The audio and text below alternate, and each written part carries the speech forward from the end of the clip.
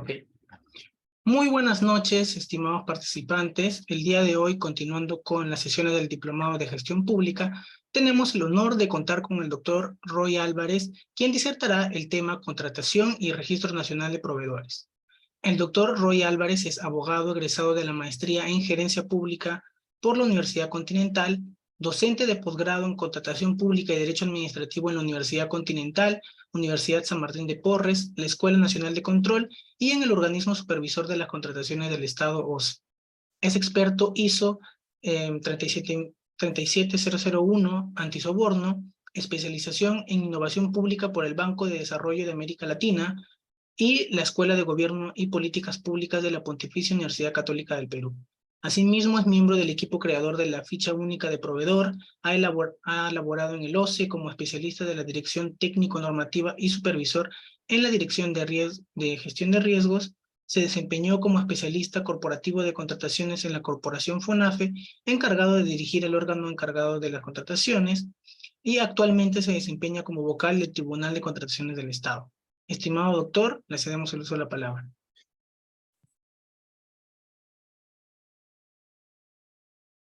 ¿Qué tal? Buenas noches. Gracias por la presentación. Es un gusto poder acompañarlos en esta oportunidad. Saludo a todos los que están conectados, a quienes nos acompañan a través de las redes sociales. Hoy vamos a desarrollar la sesión referida a contratación pública en el Diplomado de Gestión Pública. Sin más preámbulo, inicio con la presentación.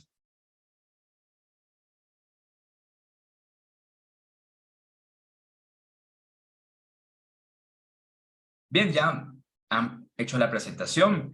Mi nombre es Roy Álvarez, soy abogado, tengo ya algunos años como especialista en contratación pública. He tenido la oportunidad de estar en varios ámbitos, en el ámbito de la entidad que compra, en el ámbito del proveedor, en el ámbito de quien interpreta la norma y ahora en el ámbito de quien resuelve las controversias en la fase de selección.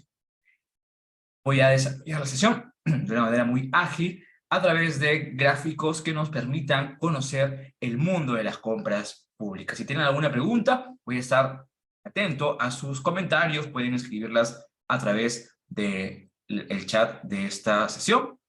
Estaré atento a cada uno de sus comentarios.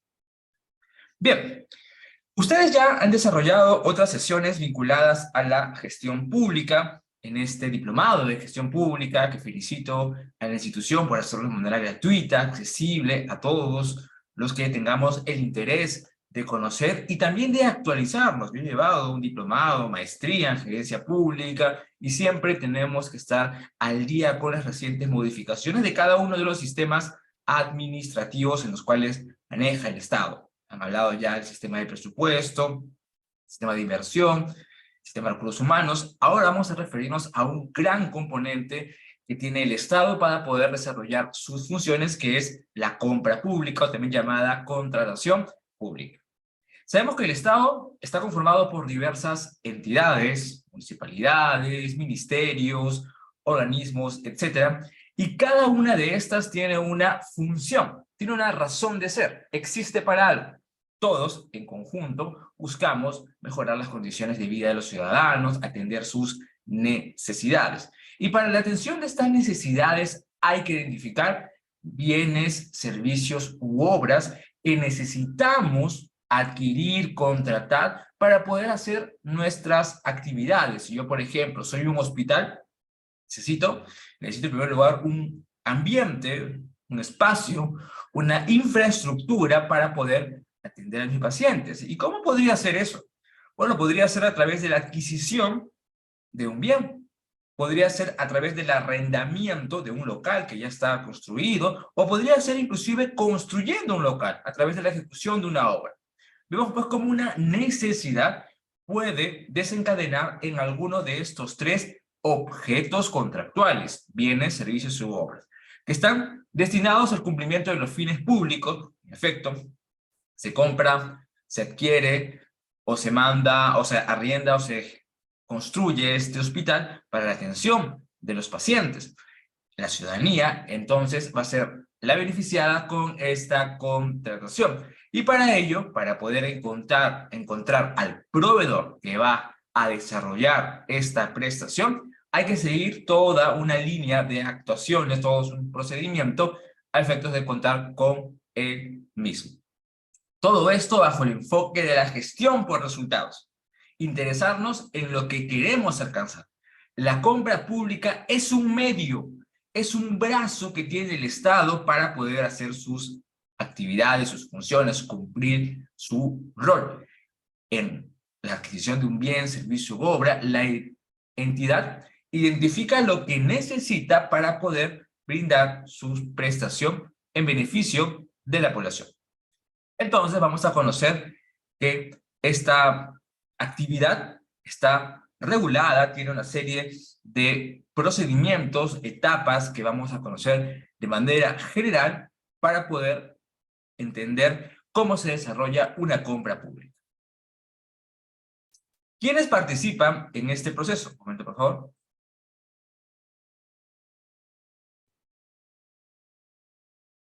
Tenemos por un lado a la entidad pública, quien tiene la necesidad. Por otro lado, tenemos al proveedor o proveedores que van a desarrollar esta necesidad. Y estos son los actores relevantes, básicos en todo proceso de contratación. Quien tiene la necesidad y quien pretende ejecutarlo. Ahora, al interior de la entidad vamos a encontrar diversos personajes que tienen determinadas funciones. Tenemos al titular de la entidad como la autoridad máxima ejecutiva, que tiene la función de supervisar y aprobar las contrataciones. Tenemos al área usuaria, que es toda dependencia de la entidad que tiene una necesidad. El área usuaria es quien identifica, por ejemplo, y elabora el requerimiento. Tenemos al comité de selección, que es un órgano que se crea específicamente para conducir procedimientos. Vamos a ver su composición, sus funciones más adelante. Y tenemos al órgano encargado de las contrataciones, que se encarga de la gestión logística o de abastecimiento al interior de la entidad. Acompaña en cada momento de esta compra pública. Entonces, tenemos a 4 actores principales en este proceso de compra a través de la participación de la entidad. Digo principales porque existen otros: presupuesto, tesorería, planificación, que también contribuyen en el desarrollo de la compra. Y del otro lado, tenemos al proveedor, a esta persona natural o jurídica, nacional o extranjera, que pretende ejecutar la prestación requerida por la entidad, y para ello debe seguir todo un procedimiento que llegue a su contratación. Entonces, entidad y proveedor son los actores relevantes en toda contratación pública. Vamos a ver que también actores como el OCE, Perú Compras y la DGA intervienen en esta cadena de abastecimiento público. La cadena de abastecimiento público, si bien es uno de los componentes del Sistema Nacional de Abastecimiento, constituye 3 grandes momentos dentro de ese ciclo de la cadena. Tiene el Sistema Nacional de Abastecimiento como ente rector a la Dirección General de Abastecimiento, esta dependencia del MEF, que tiene la función de regular, de interpretar lo referido a la normativa de este Sistema Nacional de Abastecimiento. Contamos también con el OCE, el organismo supervisor de las contrataciones del Estado, que tiene el rol de supervisar, verificar que las contrataciones se realicen conforme a lo previsto en la norma. Tenemos a la Central de Compras Públicas, Perú Compras, que tiene una participación un tanto más ejecutiva, es decir, el órgano ejecutor, que se encarga, o también llamado el gran comprador del Estado, que tiene, entre otras funciones, administrar los catálogos electrónicos de acuerdo marco, el catálogo de requerimientos homologados, entre otros. Estos son los actores más relevantes en un proceso de compra: entidad, proveedor, así como la DGA, el OCE y la Central de Compras Públicas, Perú Compras. Ahora bien, si ya conocemos cuál es esta esta actividad de seleccionar al proveedor a efectos de que pueda atender, en mérito de un contrato, la prestación requerida por la entidad, nos podemos preguntar, ¿qué tipo de normativa es la que aplica en esta gran actividad? y es la normativa de contrataciones del Estado. La normativa de contrataciones del Estado está integrada por tres grandes elementos. En primer lugar, el artículo 76 establece que hay un régimen general y un régimen especial. Cuando hablamos de régimen general, nos referimos a aquel que aplica a la mayoría de entidades públicas. Toda entidad, o la mayoría de estas, cuando va a ejecutar una contratación, tienen que ceñirse a lo previsto en primer lugar, la Ley de Contrataciones del Estado, el reglamento de la Ley de Contrataciones del Estado, así como las directivas emitidas por el OSCE. Este es el régimen general al que toda entidad pública debe emplear cuando ejecuta una contratación. Ley de Contrataciones, que actualmente es la Ley 3025, con sus modificaciones que se han compilado en un tubo, el reglamento aprobado con el Decreto Supremo 348/2018-F, y las directivas que eventualmente viene publicando el OSCE. Entonces, esto es lo mínimo que tengo que saber, ley, reglamento y directivas, para poder efectuar una contratación pública.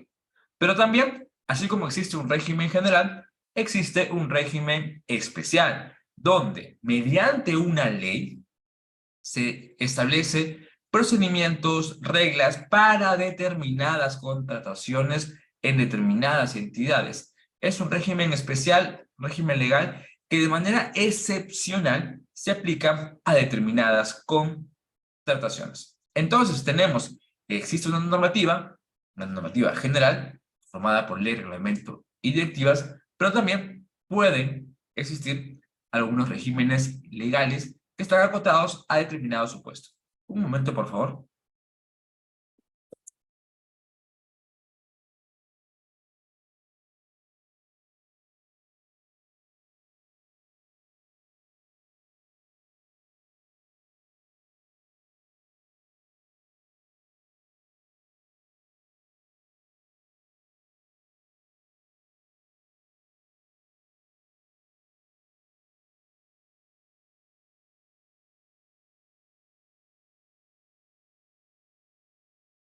Bien, seguimos.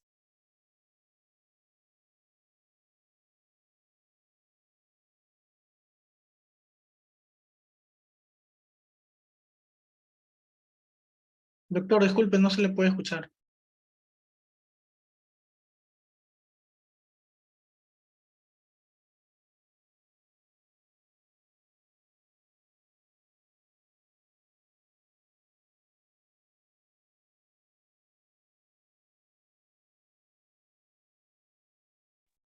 Hola, ¿me escuchan ahora? Sí, doctor. Disculpen, apagué la cámara y se apagó el micrófono. Bien, continúo. Ya conociendo qué es el proceso de compra, cómo una entidad puede abastecerse de bienes, servicios y obras a través de la contratación pública, conociendo cuál es la normativa que aplica a este gran proceso, ahora vamos a conocer cuáles son las fases del proceso de contratación. Estos constituyen tres momentos en los que toda compra en el ámbito de la normativa de contrataciones del Estado debe seguir a efectos de atender la necesidad. La primera de ellas es la fase de actuaciones preparatorias, donde vamos a identificar qué es lo que queremos, entre otras actividades. La segunda fase es la fase de selección, donde vamos a elegir al mejor proveedor.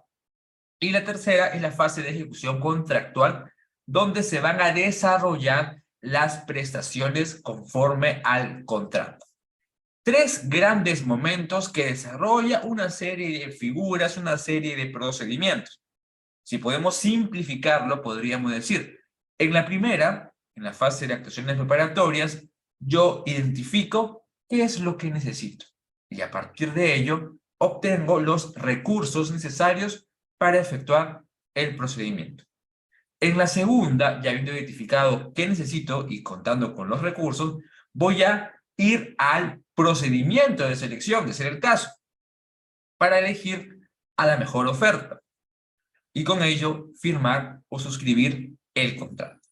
Contando con el contrato, culmina el procedimiento de selección y a partir del día siguiente inicia la vigencia del contrato. Durante la vigencia del contrato, y específicamente durante el plazo de ejecución contractual, el contratista ejecuta la prestación. La entidad posteriormente efectúa el pago, entre otras obligaciones. Allí, las partes del contrato, entidad y contratista, desarrollan las prestaciones a las cuales se han comprometido. En esta oportunidad voy a comentar de manera muy general sobre cada uno de los momentos que se dan en la fase del proceso de contratación. Primer momento, las actuaciones preparatorias. Y como pueden ver en la imagen, vamos a prepararnos, vamos a planificar, vamos a crear. Ese es el momento que básicamente se desarrolla al interior de la entidad.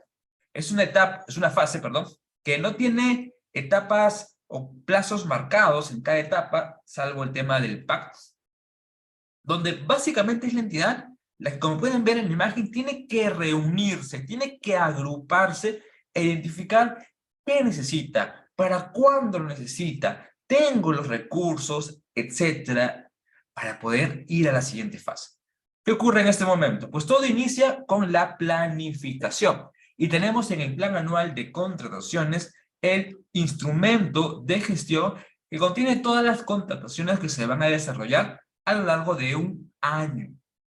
El plan anual de contrataciones, a su vez, está asociado al cuadro multianual de necesidades. Bajo esta lógica de ser multianual, se identifican en periodos mínimos de 3 años cuáles son las necesidades de cada entidad. Reitero, el primer componente de la cadena de abastecimiento público es la programación multianual de bienes, servicios y obras. Esto ha cambiado. Antes el plan anual se enfocaba en un año en específico. Ahora, si bien el plan anual es para un año en específico, su preparación, su programación será en mérito del cuadro multianual de necesidades. Y ahí ya se han identificado una serie de prestaciones, procedimientos que se van a desarrollar en periodos mínimos de 3 años. Entonces, yo para elaborar el plan anual de contrataciones tengo que tomar como referencia el cuadro multianual de necesidades del año al cual deseo elaborar el PAC. Y a partir de ahí identifico todas mis necesidades. ¿Qué va en el plan anual de contrataciones? Van aquellos procedimientos que se dan en el marco de la normativa de contrataciones del Estado, algunos supuestos excluidos y los regímenes legales. Todos ellos tienen que ir dentro de mi PAC. El PAC me permite planificar, como su nombre dice, yo voy a identificar en qué mes programo la convocatoria de determinados procedimientos. Y eso ayuda a que la entidad pueda organizarse. Obtener la prestación de manera oportuna implica que la programación sea en el plazo correcto para obtener la prestación. Si yo, por ejemplo, voy a adquirir útiles o alguna prestación que se destine a servicios educativos, yo no voy a iniciar mi procedimiento en mayo o junio, cuando el año escolar ya inició. Tendría que haberlo hecho con la debida anticipación. El PAC me permite ejecutar. ¿Por qué? Porque a través de la inclusión en el plan anual, yo puedo convocar mi procedimiento de selección. Si el procedimiento no está en el PAC, salvo comparación de precios, que es un procedimiento específico, ese procedimiento no se puede desarrollar. Me dirán, pero doctor, ¿qué pasa en las contrataciones directas por situación de emergencia? Bueno, allí, si bien existe la figura de la regularización, es decir, gestionar con posterioridad esta actividad, la inclusión en el plan anual, entre otros, sí se da la inclusión en el plan anual, solo que en caso de directas por emergencia, se puede regularizar, pero todo procedimiento, salvo comparación de precios, tiene que estar en el PAC. Y por último, me permite evaluar, en este caso, al titular de la entidad, con el acompañamiento del OS, verifica que las áreas usuarias hayan efectuado los requerimientos en los plazos previstos a efectos de que se convoque los procedimientos bajo los plazos ya establecidos en el PAC. No podría pasar que estemos quizás a mitad de año y el PAC recién está en una ejecución del 10%. Sería ineficiente. Estaría retrasando la atención de necesidades. Entonces el plan anual es un elemento muy importante que me permite identificar qué necesito. Es un instrumento de gestión, está asociado a otros documentos como el POI y como el PIE. ¿El plan anual se puede modificar? Claro que sí, ya sea para incluir o excluir contrataciones. Ya teniendo mi necesidad en el PAC, corresponde elaborar el requerimiento. Y el requerimiento va a ser aquella descripción del bien, servicio u obra que voy a requerir. El requerimiento lo elabora el área usuaria. El área usuaria es no solamente el que va a usar, como su término implica, sino el que tiene el conocimiento técnico sobre determinada materia. Él es el destinado a elaborar el requerimiento. El requerimiento es uno de los elementos más importantes en la compra, porque va a identificar qué es lo que necesito, cómo es lo que necesito y de quién lo necesito, qué capacidades debe demostrar este proveedor. El requerimiento tiene, de manera resumida, dos grandes elementos. Por un lado, las características técnicas que describen al bien, servicio u obra que voy a contratar. Tenemos aquí las especificaciones técnicas en caso de bienes, términos de referencia en caso de servicios y expediente técnico de obra en caso de obras.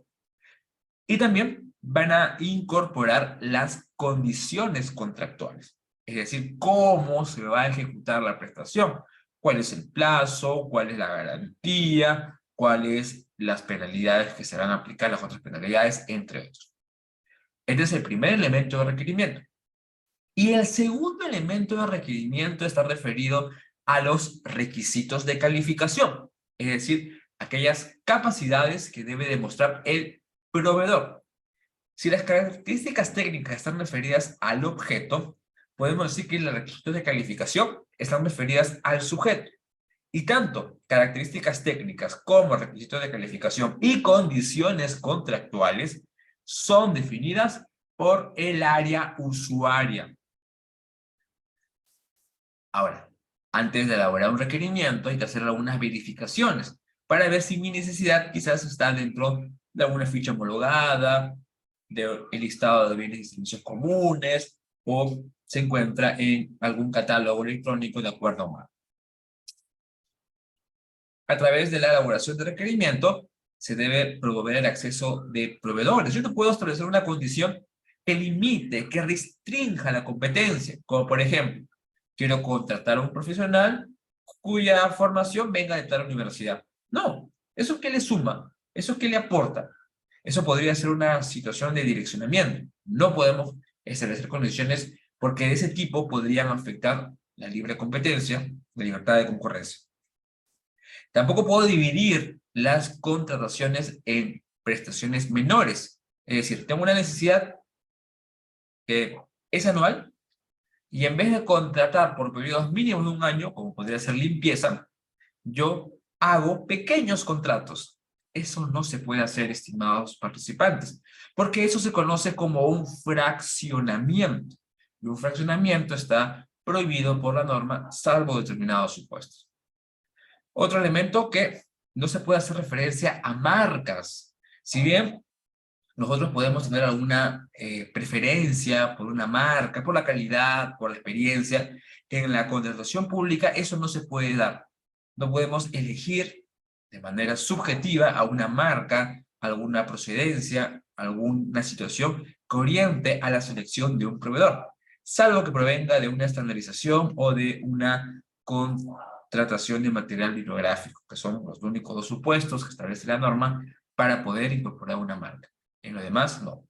Vamos a ver que el requerimiento involucra una serie de aspectos que por cuestiones de tiempo obviamente no lo vamos a hacer. Hablar de requerimiento implicaría hablar de varias y varias sesiones por cada uno de los importantes requisitos que este incluye. Pero si podemos simplificarlo, el requerimiento es esta necesidad descrita del bien, servicio u obra. Hay que escribirlo de manera objetiva, con precisión, con cada uno de los elementos, características técnicas, requisitos de calificación y condiciones contractuales. Y recuerden, es el área usuaria que identifica todo ello. características técnicas, requisitos de calificación y condiciones contractuales. Ya habiendo definido el requerimiento, ya sabiendo qué es lo que queremos contratar, porque cuando elaboramos el plan anual teníamos una idea muy general. Por ejemplo, quería ambulancias. Cuando elaboro el requerimiento, ya le doy la descripción a detalle, en este caso de cómo son estas ambulancias, qué características, dimensiones, etcétera. Todo lo voy a incluir en el requerimiento. Ya teniendo esa información, voy a ir a el siguiente paso, que es la indagación de mercado. La indagación de mercado es aquella actividad que le corresponde al órgano encargado de las contrataciones y que tiene como objeto obtener el valor estimado de la contratación. Hago una diferencia. En la compra pública hay un valor referencial y un valor estimado. El valor referencial se emplea para procedimientos cuyo objeto sea la obra o la ejecutoria de obras. En cambio, para los demás procedimientos, bienes, servicios en general, consultorías en general, aplicamos un valor estimado. Para obtener ese valor, tenemos que desarrollar la indagación de mercado. ¿Qué implica? Ya teniendo mi necesidad, ya sabiendo qué es lo que voy a contratar a través del requerimiento, voy al mercado, como su nombre dice, indago, averiguo sobre, en primer lugar, el monto. Oye, esta necesidad que la tengo aquí, ¿cuánto usted, proveedor, me ofrece? A través de una cotización, el proveedor dirá, este es el monto. Pero, si bien yo le he remitido requerimiento y he obtenido un valor, la cotización es solamente una de las fuentes. Yo puedo emplear otras fuentes, históricos, SEACE, catálogos, etc. Pero puedo utilizarlas en mérito a cada necesidad. Ahora, cuando hago una indagación de mercado, no solamente me voy a interesar en conocer el valor que coticen o que obtenga a través de otras fuentes, sino que voy a tener, por ejemplo, en este caso, la oportunidad de verificar que cuento con pluralidad de proveedores. Porque no puede darse el caso de que yo esté haciendo un procedimiento donde solamente uno pueda participar. Ahí lo que correspondería es, en ser el caso, aplicar una contratación directa por proveedor único. Pero la indagación me debe verificar, ayudar a verificar que hay varios proveedores que pueden atender esta necesidad. Con lo cual, en el procedimiento competitivo se obtendría la mejor oferta. Y tercer elemento de esta indagación es que me permite hacer la validación del requerimiento. ¿Qué es eso? El requerimiento que yo ya he elaborado lo envío al proveedor y el proveedor lo va a leer, lo va a revisar y si tiene alguna observación, la comunicará, la indicará y yo, entidad, veré, quizás he utilizado una normativa incorrecta, hay una corrección. Se puede dar, se puede corregir, se puede mejorar. Eso también es una de las finalidades de la indagación de mercado. Entonces, seguimos avanzando. Recuerden que estamos en las actuaciones preparatorias. Ya hemos tenido el PAC, hemos pasado a requerimiento, hemos hecho la indagación de mercado y esto nos ha dado, entre otras cosas, el valor estimado. Luego tenemos que hacer un resumen ejecutivo que implica la síntesis de lo que hasta ahora hemos obtenido. Previamente a ello, debemos de contar, como dice aquí, con la disponibilidad presupuestal. Ya identificando cuál es el valor estimado, yo voy al área competente y verifico que tengo los recursos, la disponibilidad. Y a partir de eso, corresponderá continuar con el resumen ejecutivo. ¿Qué es el resumen ejecutivo? Es básicamente la síntesis de lo que hasta ahora ha ocurrido en las actuaciones preparatorias a través de unos formatos aprobados por una directiva del OCE. Se establece esta información sobre, por ejemplo, cuándo se aprobó el requerimiento, cuántas modificaciones hubo prioridad, etc. Se va llenando esta información que será publicada conjuntamente con las bases al momento de la convocatoria. O sea, hay que hacer el resumen ejecutivo bajo estos lineamientos. Luego de que tenemos nuestro resumen ejecutivo, tenemos que aprobar nuestro expediente de contratación. ¿Y qué es el expediente de contratación? Pues bien, es el conjunto de documentos que respalda una contratación. Va desde el requerimiento, pasando por el procedimiento, la ejecución del contrato, hasta la última prestación. Ven la imagen, me gusta usar esa imagen porque en realidad refleja lo que es un expediente. Bueno, ahora en la actualidad el expediente ya es electrónico, o por lo menos está almacenado en medios electrónicos, ya no es tanto el físico que teníamos pre-pandemia, pero igual esta imagen me ayuda a entender toda esta información. El expediente de contratación es custodiado por el órgano encargado de las contrataciones. Como le dije, involucra todo lo que se desarrolla en un proceso de compra. Y este expediente tiene que ser aprobado en este momento, luego del resumen ejecutivo, para poder continuar. Porque no podemos convocar un procedimiento de selección si es que no está el expediente aprobado. Luego de que ya tenemos el expediente aprobado por toda la entidad o el funcionario delegado, tenemos que designar al órgano a cargo del procedimiento. ¿Y quién será? Pueden ser dos. Puede ser el órgano encargado de las contrataciones, el OEC, comúnmente llamado logística, abastecimiento, o puede ser un comité de selección. Para estos procedimientos se aplica el OEC y para estos un comité. Para subastas inversas electrónicas y adjudicaciones simplificadas se puede optar por uno u otro e inclusive se puede crear un comité de selección permanente. Estos órganos tienen a su cargo la elaboración de los documentos del procedimiento y luego la ejecución del procedimiento, de la convocatoria hasta la decisión final, de ser el caso de otorgar la buena prueba. El comité, si nos referimos a este órgano, está integrado por 3 miembros, titular y suplente. 3 titulares, 3 suplentes. Dentro de los 2 miembros tenemos a uno, que por lo menos uno es integrante del órgano encargado de las contrataciones. Y los 2 restantes, en el caso de consultorías y de obras, o por lo menos uno en el caso de demás objetos, tienen que tener conocimiento sobre el objeto de la contratación. Este es el comité de selección que tendrá a su cargo la elaboración de los documentos de procedimiento. Un momento, por favor.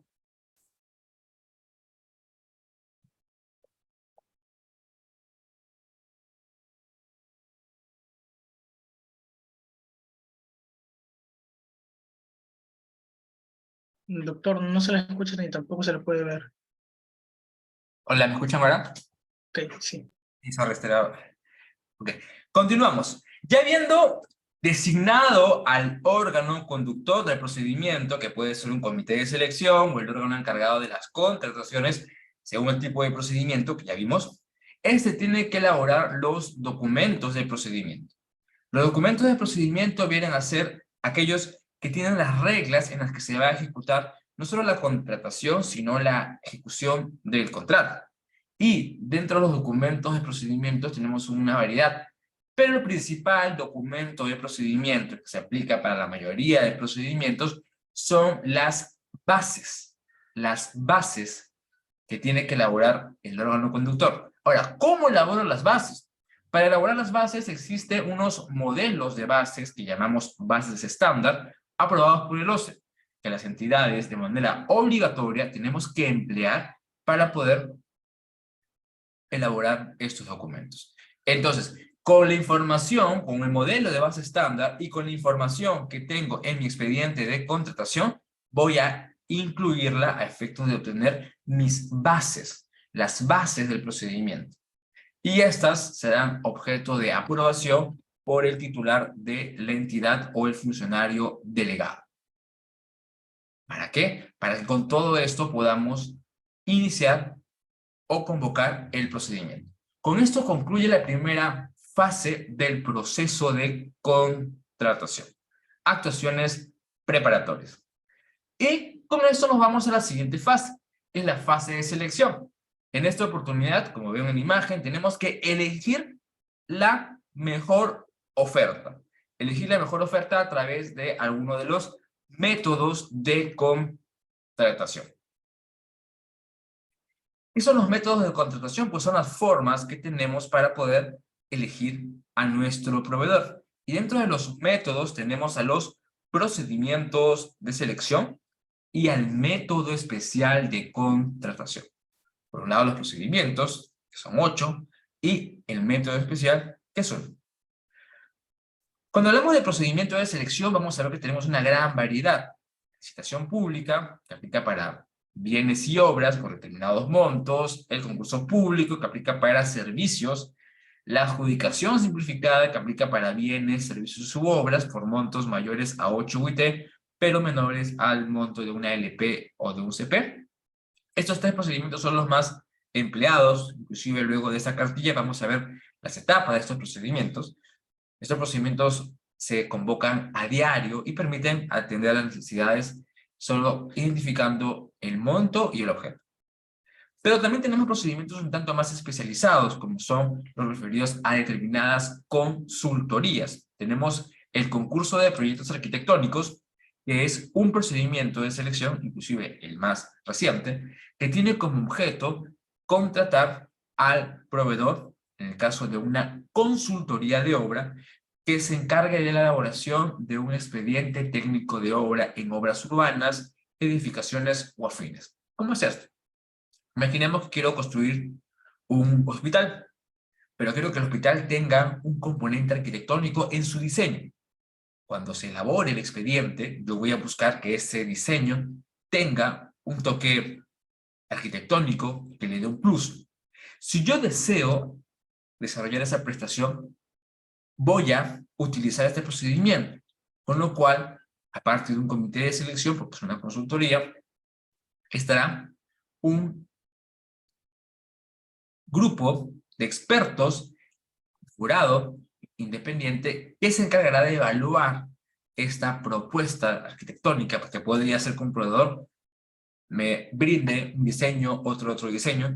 Ese puntaje sobre diseños lo hace un ente especializado. Y eso ocurre en el concurso de proyectos arquitectónicos. Otro procedimiento que tenemos para consultorías es la selección de consultor individual, que se aplica cuando voy a contratar una consultoría en general, pero cuando el proveedor es una persona natural, que por sí misma ejecuta la prestación. Y, por ejemplo, no hay oferta económica, porque las condiciones de precio ya están previstas en las bases. Pues en este caso, la solicitud de expresión de interés. Luego tenemos 2 procedimientos referidos a bienes y servicios, pero determinados bienes y servicios. La comparación de precios que se da para bienes y servicios que ya existen en el mercado. Bienes o servicios también llamados de vitrina, que ya están ahí y solo la entidad los adquiere. Los puede hacer siempre que el monto no supere las 15 UIT. Luego tenemos la subasta inversa electrónica, que es un procedimiento muy peculiar donde hay una subasta, pero como su nombre dice, es inversa. En vez de que gane el que oferte más, gana el que oferta menos. Se desarrolla por el SEACE, pero cuando se trata de determinados bienes y servicios que tienen ficha técnica de bien o servicio común. Esa es la condición para ir a una subasta. Y por último tenemos a la contratación directa, que es un procedimiento de selección excepcional, donde yo, ante determinados supuestos previstos en la norma, voy y contrato a determinado proveedor. Las directas antes se llamaban exoneraciones. Y tenemos en la actualidad 13 grandes supuestos de contrataciones directas. El más empleado en esta situación ha sido la contratación directa por situación de emergencia, que dentro de las causales tiene a la emergencia sanitaria, que se empleó en su momento por determinados órganos, que permite contratar de manera inmediata, elijo al proveedor, ejecuta la prestación y dentro de determinado periodo, 20 días, yo debo regularizar todo lo que no haya efectuado de las acciones preparatorias y de la aprobación de la contratación directa. Estos son los procedimientos de selección, de una manera muy rápida, obviamente, donde podemos incluir a efectos de elegir al proveedor. Va a depender del monto, va a depender del objeto, va a decir monto en función al valor estimado o referencial, objeto en función a un bien, servicio u obra, y también a la propia naturaleza de cada procedimiento. Por ejemplo, si quiero adquirir cámaras fotográficas por el monto de 50.000 soles, ¿qué procedimiento de selección podría emplear? Algunos me dirían, doctor, podría ser una adjudicación simplificada, porque estoy dentro del rango. Y sí, podría ser una adjudicación simplificada. Pero también podría ser una comparación de precios, siempre que se configuren los supuestos. La comparación tiene 3 supuestos. O también, en caso extremo, podría ser una contratación directa, siempre que se requiera de manera inmediata, por ejemplo, o entre otros. Es decir, dependiendo la necesidad en particular, debemos identificar el procedimiento de selección a utilizar. Estos son los procedimientos. No es la única forma de poder elegir al proveedor, porque también tenemos el método especial de contratación, que en la actualidad solamente es uno, el catálogo electrónico de acuerdo marco. El catálogo electrónico de acuerdo marco es una especie de tienda virtual. Todos empleamos, o muchos de nosotros empleamos estas tiendas que están en internet para poder adquirir determinada prestación, inclusive de celular, hacemos nuestros pedidos, identificamos el producto, tenemos el pago y lo recibimos. Eso también ocurre en los catálogos electrónicos, cuando previamente los proveedores han suscrito acuerdos marcos para incorporar determinados bienes y servicios al catálogo electrónico. Cuando el producto está en el catálogo electrónico, las entidades están en la obligación de contratarlos bajo esa modalidad, bajo este método especial de contratación.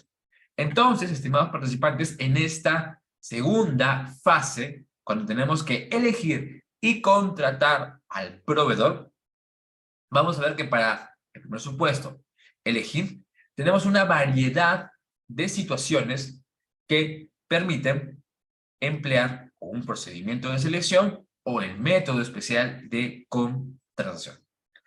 Adicionalmente, respecto a los procedimientos, existe la posibilidad de que también pueda gestionar que otra entidad u organismo lo desarrolle. Por ejemplo, la figura del encargo. El encargo implica que una necesidad que está en una entidad y que correspondería a un procedimiento, esta lo designa, lo encarga a otra entidad pública o algún organismo internacional. Puede darse, sí, el encargo puede darse de procedimiento e inclusive también de actuaciones preparatorias, dada la especialidad si, por ejemplo, fuera un organismo internacional. Y tenemos también la figura de las compras corporativas, que son supuestos que permiten a varias entidades que tienen una necesidad común agruparse y desarrollar una contratación en conjunto, donde, habiendo homogeneizado la necesidad, identifican a una entidad que se encargará de la contratación y el resto serán entidades participantes. Lo bonito aquí es que en vez de que las 5 entidades, si fueran 5, desarrollen su procedimiento, solo lo hace una, y al poder agrupar estas necesidades por economía de escala, se obtienen mejoras, se obtiene un mejor precio. Estas son las formas que tenemos para elegir al proveedor. En el marco de un procedimiento de selección, habíamos dicho que la licitación pública, el concurso público y la adjudicación simplificada son los procedimientos más empleados, los que a diario las entidades convocan. Cada uno de estos procedimientos tiene las etapas que ven en la gráfica. Los demás procedimientos tienen otras etapas, distintas, en algunos casos muy distintas. Estas son las más comunes, y las he puesto aquí en conjunto. La convocatoria implica que esas bases que se habían elaborado por el comité o el OEC, se habían aprobado, se van a publicar conjuntamente con el resumen ejecutivo. Aquí vamos a ver que a partir del día siguiente, los proveedores que ya han tomado conocimiento, porque es fácil descargar las bases en el SEACE, pueden inscribirse como participantes. Ese es el siguiente momento, la siguiente etapa. En el registro de participantes, los proveedores se incorporan al procedimiento y se les otorga voz. Pueden plantear cuestionamientos, pueden presentar ofertas, entre otros. Si yo no estoy inscrito como participante, no puedo tener voz en el procedimiento, no puedo intervenir. Puedo revisar, sí, porque todo es público, pero no podría plantear ningún cuestionamiento específicamente en el procedimiento. Las consultas y observaciones se van a dar con posterioridad. Aquí el participante, por eso ya se escribió, el participante, si tiene algún cuestionamiento sobre un aspecto que no le ha quedado claro, puede presentar una consulta. Ahora, si tiene advierte alguna transgresión, alguna violación de la norma, puede plantear una observación. Consulta u observación se plantea a través de el SEAS, a través del formulario. Eso va a generar que la entidad, a través del comité de selección o del OS, las absuelva, le dé respuesta a través de un pliego que también se publica en el SEAS. Y todas estas respuestas, todas estas precisiones que se hayan dado en mérito de la absolución de consultas y observaciones tienen que ser incorporadas en las bases iniciales, con las cuales vamos a llamar las bases integradas, porque ya han integrado todas estas precisiones.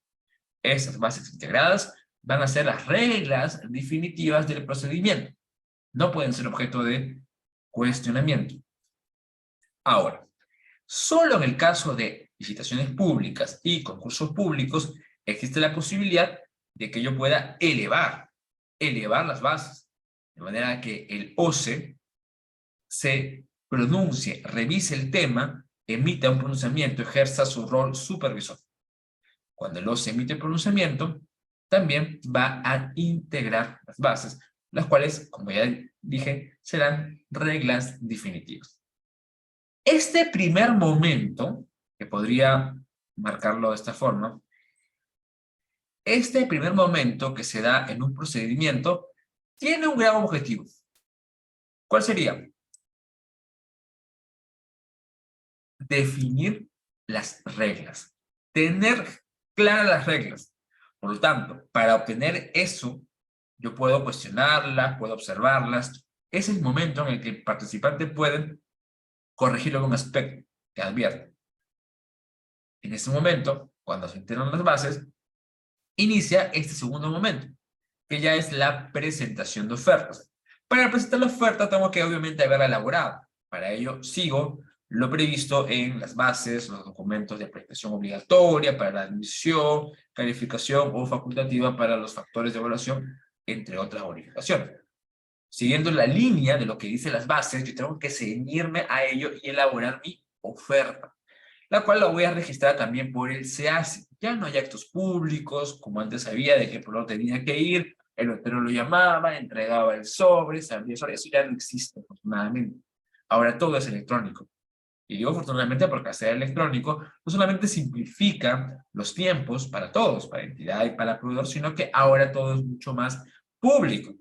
Al ser electrónico, uno puede ingresar y ver toda la oferta de un proveedor en cualquier procedimiento. Ayuda a que los ciudadanos podamos ejercer ese rol también de control.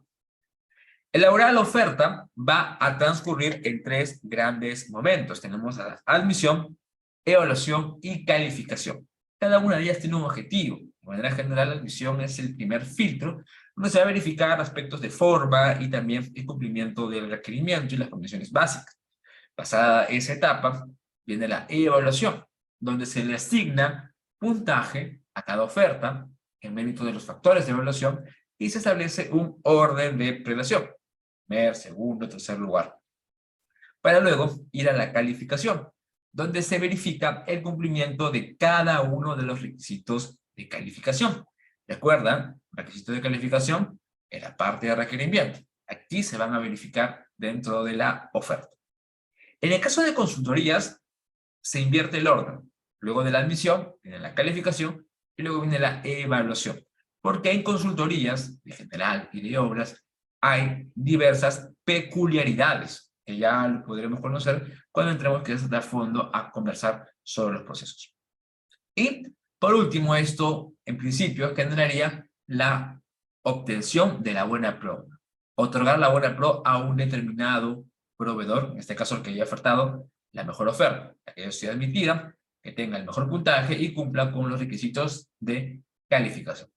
Estas vienen a ser las etapas de estos principales procedimientos de selección. Los procedimientos son 8, yo me refería a 3, pero como dije, son los más empleados. Bien, seguimos. Ya contando con la buena pro consentida o administrativamente firme, corresponde que las partes, entidad y poder adjudicado en este caso, suscriban el contrato. El contrato se va a perfeccionar ya sea a través de la suscripción del documento que lo contiene o a través de la recepción de la orden de compra o de servicio. Este contrato va a establecer obligaciones. Cuando hablamos de contrato, nos referimos no solamente al documento que lo contiene, sino también forman parte del contrato la oferta ganadora, las bases integradas y otros documentos que establezcan obligaciones para las partes.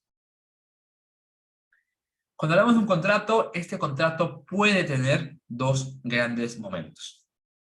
El primer momento, llamado contrato original, es la primera versión del contrato. Es el que se suscribe en mérito a la buena pro firme. Suscribe la entidad, suscribe el proveedor adjudicado. Y ahí podría acabar. Pero recuerden que la compra pública es un medio para alcanzar la finalidad. Puede que yo haya previsto de una forma la prestación y luego pasa algo que hace que tenga que cambiar algo. ¿Para qué? Para alcanzar la finalidad del contrato. La finalidad del contrato es lo más relevante. Yo no contrato solo porque quiero un bien, servicio u obra. Yo contrato porque ese contrato me llega a alcanzar una finalidad. Recuerden, gestión por resultados. Y a partir de allí, para alcanzar esa finalidad, puede que este contrato inicial se modifique, ya sea para incrementar la prestación, para reducirla, para modificar el plazo, para modificar otro aspecto o para incorporar algunas mejoras. Puede modificarse bajo los supuestos establecidos en la norma de contrataciones. Estas modificaciones se dan mientras el contrato esté vigente y permiten alcanzar la finalidad. Ahora, cuando el contrato se modifica en mérito a esos supuestos, el contrato ahora se va a denominar contrato vigente. Y ese contrato vigente, el contrato original, pero con alguna modificación. Por ejemplo, imaginemos que yo tenía que entregar el producto en 10 días. Lo estoy por entregar al día 10 y ocurre un terremoto, una manifestación, algo no imputable a mí como contratista. Oye, no es mi culpa. Yo tengo acá la prestación, pero no puedo ingresar. ¿Qué hago? Puedo solicitar una ampliación de plazo, que sin el procedimiento podría ser aprobada por la entidad. Por lo cual, de esos 10 días que tenía, al haberse interrumpido por un hecho generador de atraso, posteriormente se podría incrementar a 12, 20, dependiendo. Con lo cual, hemos modificado un aspecto del contrato, pero para alcanzar la finalidad, porque en este caso ha sido un supuesto no imputable al contratista. Esto es lo que ocurre en el contrato. Ahora hay diversos supuestos, penalidades, pagos, contratos complementarios, entre otros que también se van a dar. Me preguntan, Valeria Santos, ¿el OCE supervisa tanto las compras menores a 8 UIT y también los procesos de selección? Bien, primera precisión, el término correcto es procedimiento de selección. Pero esta me gusta un poco dar la precisión porque ya hemos acostumbrado a llamarlos procesos. Antes se llamaban procesos, ahora se llaman procedimientos.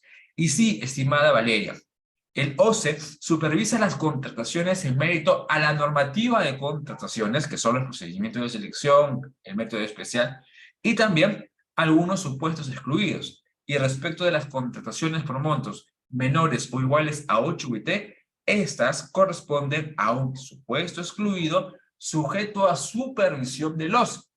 El OCE verifica. ¿Qué verifica? Bueno, varios aspectos. Les pongo algunos ejemplos. Por ejemplo, el registro de las órdenes de compra o de servicio por contrataciones menores, o iguales a 8 UIT, que se haga en el plazo previsto en la directiva del SEAS. Hay una directiva que señala que a los determinados días del mes siguiente, a 5 días hábiles del mes siguiente, se tiene que publicar.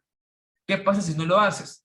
El OCE supervisa, el OCE verifica. Yo he visto muchas veces listado de entidades que no han publicado la información sobre sus órdenes e inclusive el OCE le da una segunda oportunidad.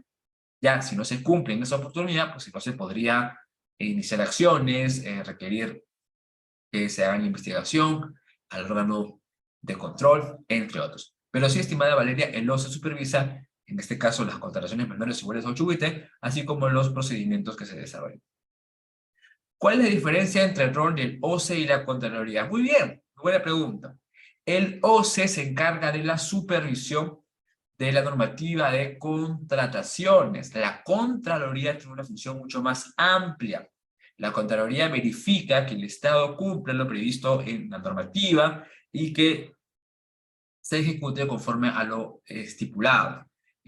La Contraloría también verifica, pero acá podemos hacer, por ejemplo, una gran diferencia. ¿Quién sanciona al proveedor y quién sanciona al comprador? El comprador, que sería parte de la entidad.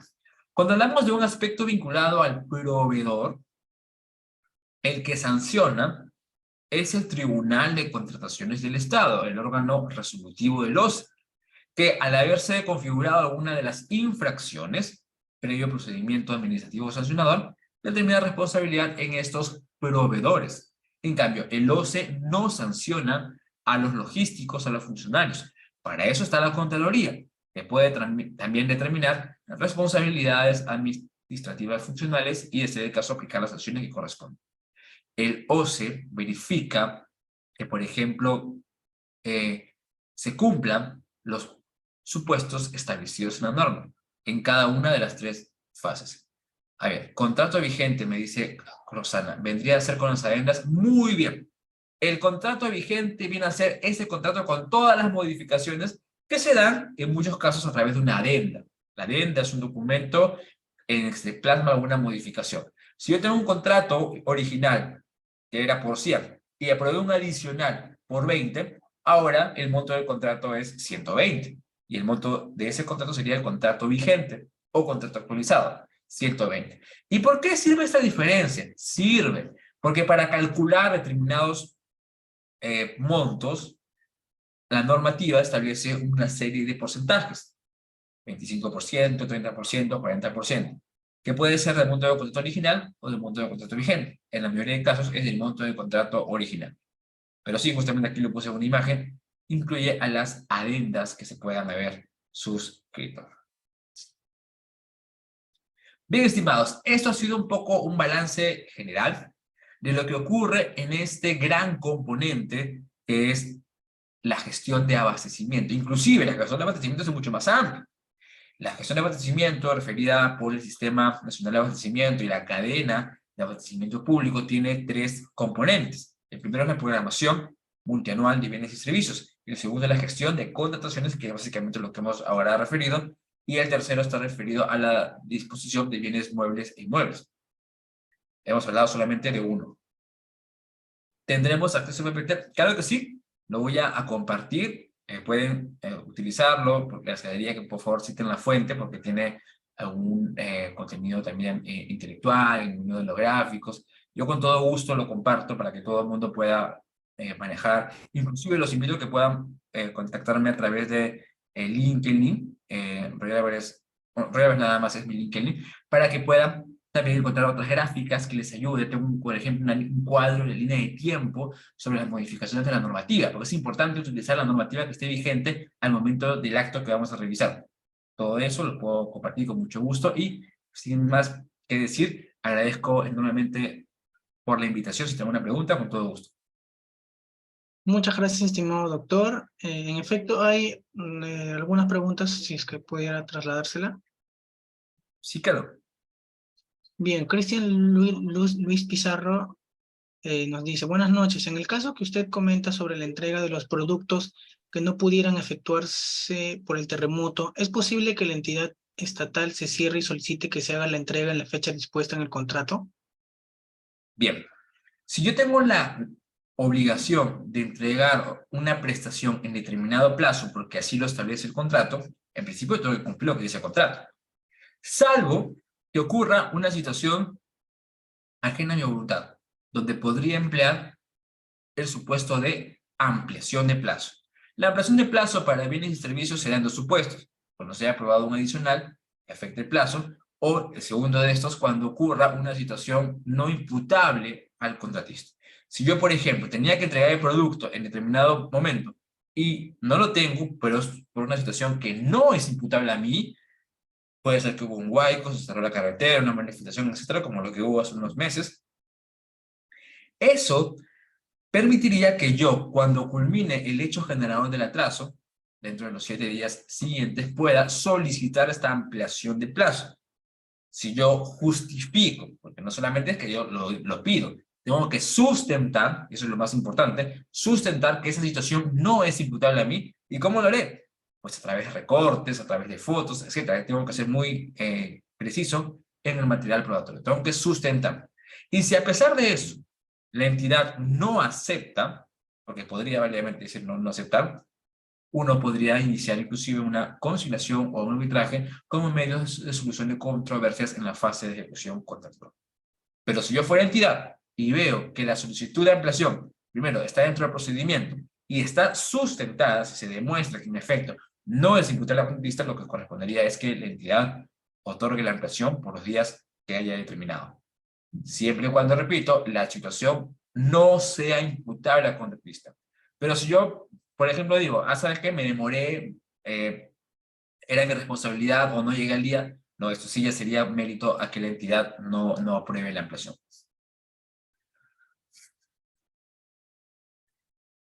Muchas gracias, estimado doctor.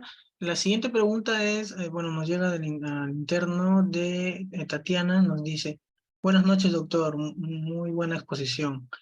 La pregunta es, ¿qué medidas se pueden implementar para promover la transparencia y la competencia en la contratación pública?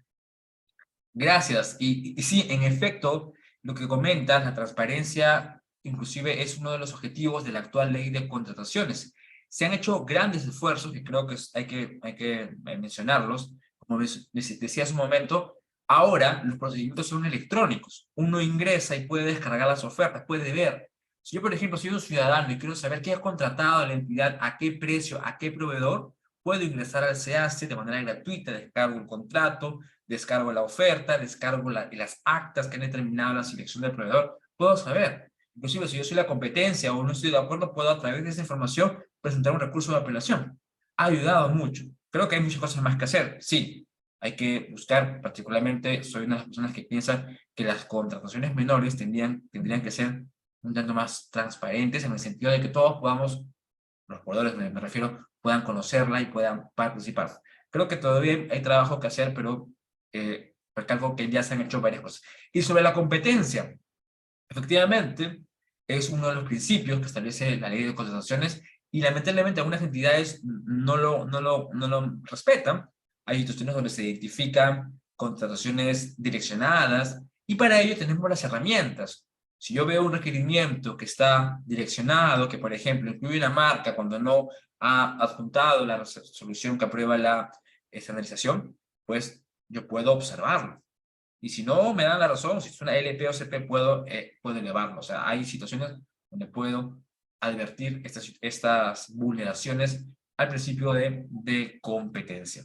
Pero sí, igual hay mucho trabajo por hacer. Creo que también ayudaría a fomentar la competencia, enfocarnos en las contrataciones menores, que en su mayoría representan un gran monto en las compras. Creo que de manera personal podríamos trabajar en que las contrataciones menores sean más transparentes, se publiquen a través de una página web o de una sección dentro del SEACE y que los proveedores que brindan esta prestación, que tienen la experiencia, puedan presentarse, puedan participar y eso por un lado, fomentaría la transparencia y también la competencia, porque ayudaría a los emprendimientos que se han dado a pequeñas empresas a obtener una oportunidad de negocio en el Estado. Muchas gracias, estimado doctor. La siguiente pregunta es de parte de Araceli Ríos Núñez, que nos dice, buenas noches, doctor. Mi pregunta es, ¿cuáles son las posibles sanciones o consecuencias por incumplir las normativas de contratación pública o no estar registrado como proveedor? Ya, hay que identificar por un lado a quién estamos evaluando, al comprador o al vendedor. Si se trata de una persona del órgano encargado de las contrataciones o de otra área, bueno, tendrá responsabilidades. Dependiendo del caso, puede ser una responsabilidad administrativa, una responsabilidad civil o una responsabilidad penal. Si yo, por ejemplo, elaboré mal, soy parte del comité y tomé una mala decisión, y ese error se detecta, pues eso generaría eventualmente una responsabilidad administrativa. Pero también el proveedor está inmerso en responsabilidades. Aparte de la civil, penal también puede ser objeto de sanciones. Por ejemplo, si yo, proveedor, me presento y estando impedido, porque es un supuesto que también sería bueno tocar, pero que otro día nos toque para hablar sobre los 20 supuestos impedimentos, si yo estoy impedido y contrato con el Estado, ese hecho, aparte de que puede generar la nulidad de contrato, genera que este proveedor haya cometido una infracción. Y ante una infracción, previo procedimiento administrativo sancionador, el Tribunal de Constituciones del Estado, que toma conocimiento de esta causa, impone una sanción, que puede ser de tres tipos.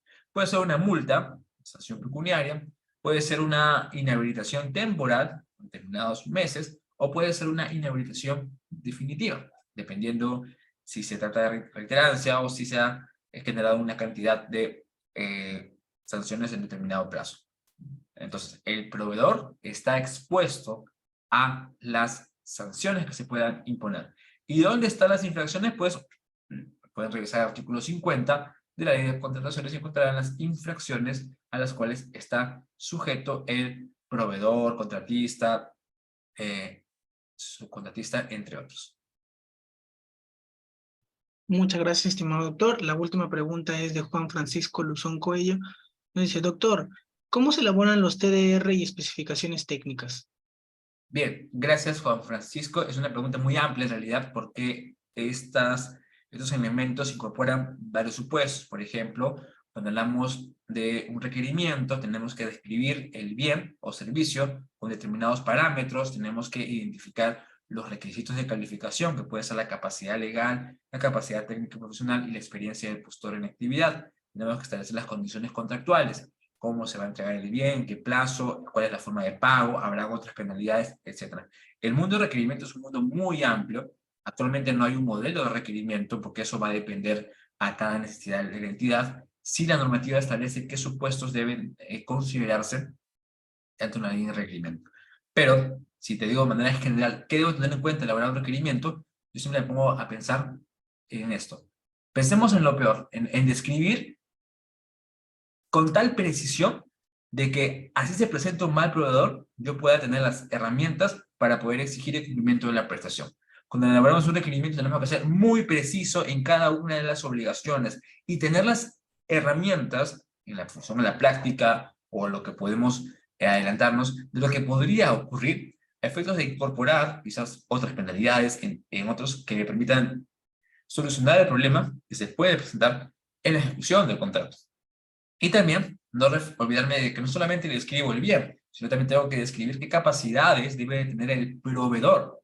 El requerimiento está para bien, para objeto, proveedor y sujeto. Tengo que describir esto en función a los requisitos de calificación, los que se van a elaborar según lo que haya sido previsto en cada base estándar. Este mundo de requerimiento en realidad es sumamente amplio, en pocos minutos no lo podría describir, pero básicamente es lo que le digo. Identificar las características técnicas, los requisitos de calificación y a partir de ello las condiciones contractuales.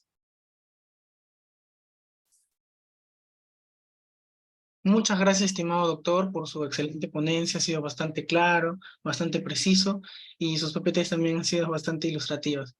Esperamos contar con su participación en futuros proyectos. Claro que sí, gracias por la participación y gracias a todos los que nos han acompañado por este medio virtual. Que tengan buenas noches. Muy buenas noches, estimados participantes. Eso ha sido todo por el día de hoy. Recordarles que pueden adquirir el certificado por un valor de 70 soles. Para mayor información, comuníquense a los números correspondientes de los grupos del chat. Muchas gracias. Que tengan un excelente miércoles.